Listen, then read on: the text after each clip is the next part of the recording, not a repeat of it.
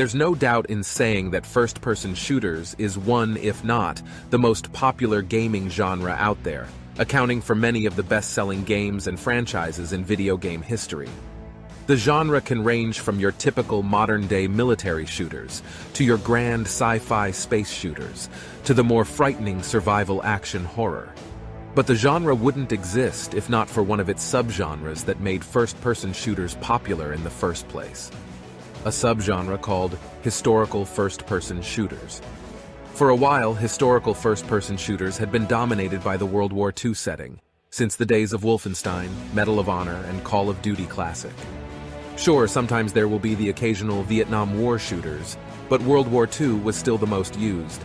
That is, until a partnership between a small Slovakian developer and a large television channel changed it all.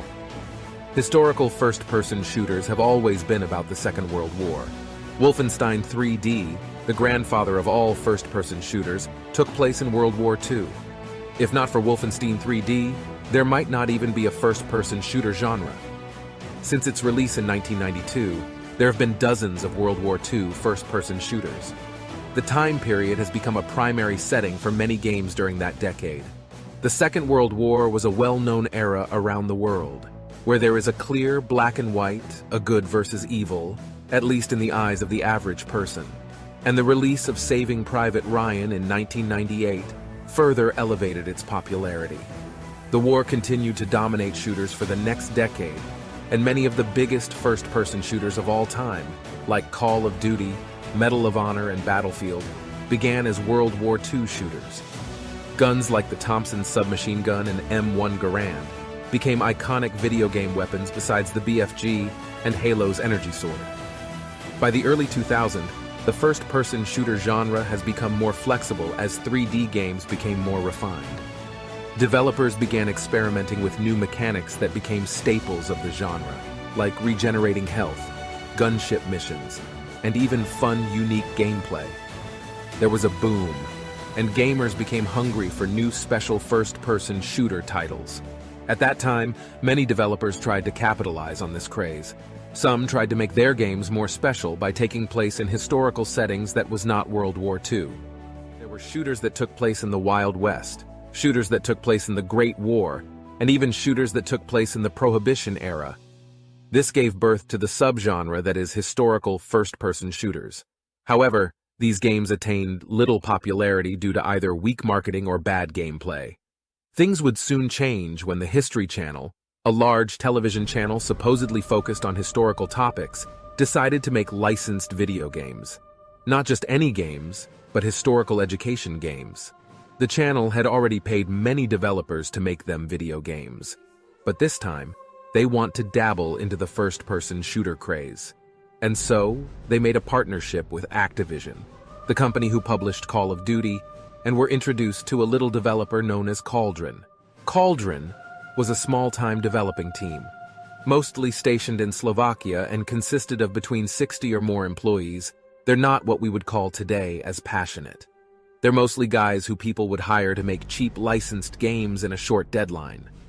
Yet for the History Channel, they were perfect for the job, especially with their history of making shooting games for companies like Cabela. The History Channel and Cauldron weren't exactly planning on making a AAA game. They were mostly planning on just making money. But still, they had a problem. How could they make a shooter that is historical, with only a small budget, and make it appealing for buyers? The answer? Make a historical action game that was different from others of its genre. Make a game that takes place in the American Civil War. The American Civil War was the best decision the two could undertake. It was a popular historical time period, especially for Americans. Of course, using a musket that took almost a minute to reload isn't exactly fun for an action game, at least at that time. But historical shooter games are known for focusing on fun gameplay, rather than historical accuracy. While there were 0 portable automatic weapons during the Civil War, there were at least repeating rifles to make it fun. The History Channel also had an advantage.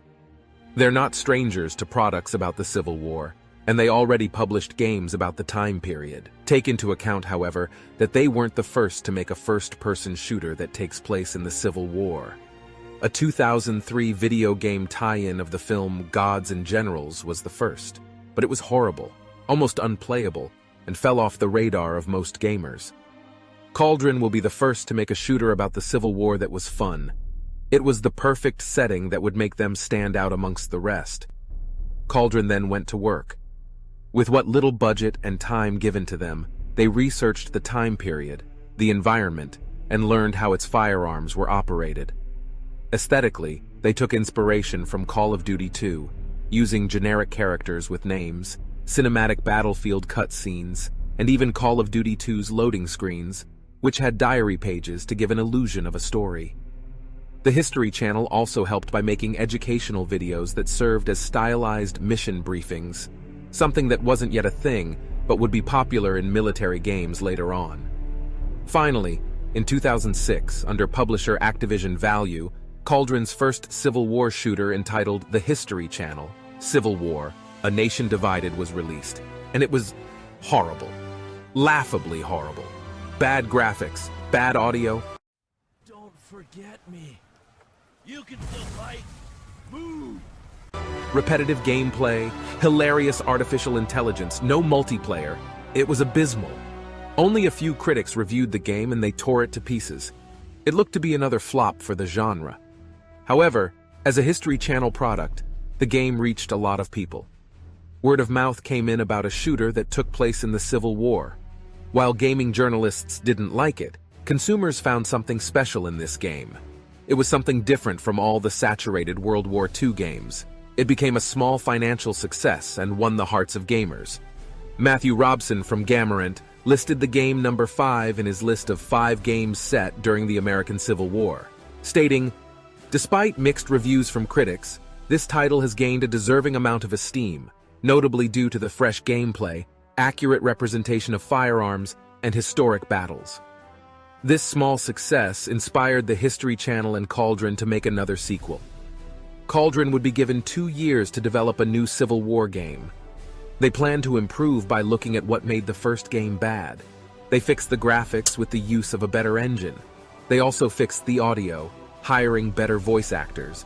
First-person shooters at that time were becoming more fast-paced, and they took inspiration from that as well. They included ragdoll physics, reloading and firing weapons were now faster, and now players can sprint and perform better quick melee attacks, since shooters were now focused on small squadron firefights. Cauldron decided to forego large-scale battles, and made small skirmishes about covert operations in the Civil War. They even added a sniper mission and a gunship mission, where players fire from a moving ironclad warship.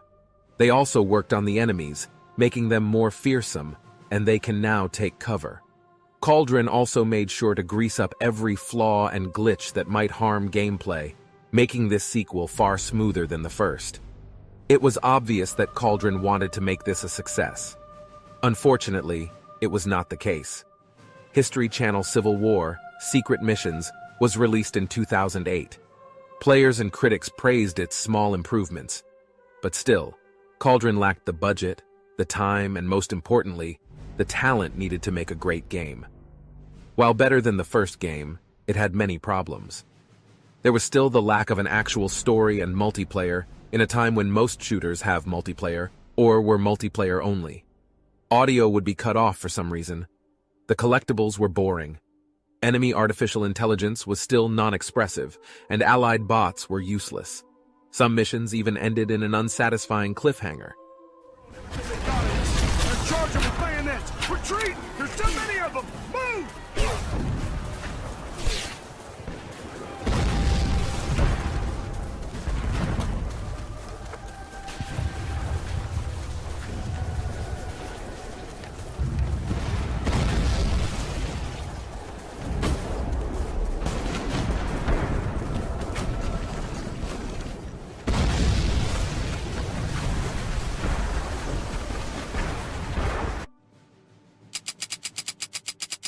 Many critics also criticized the hit detection of these games on consoles, though the PC version didn't have this problem.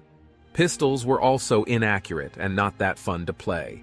And yeah, even if this game takes place in the Civil War, a time where guns were inaccurate, It's not that fun wasting bullets just for your pistols to miss.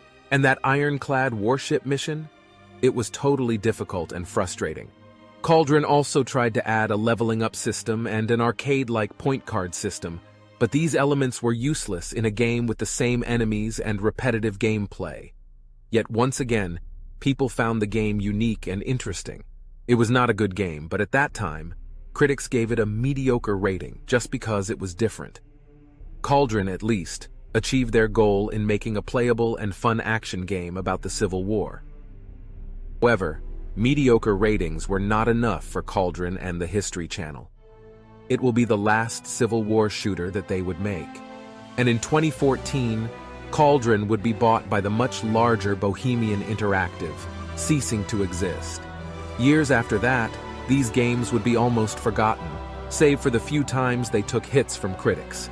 However, time would also help in reevaluating these games. The general population of gamers does look back at them with nostalgia and positivity. The series may be far from great, but they sent a message that Civil War games can be fun.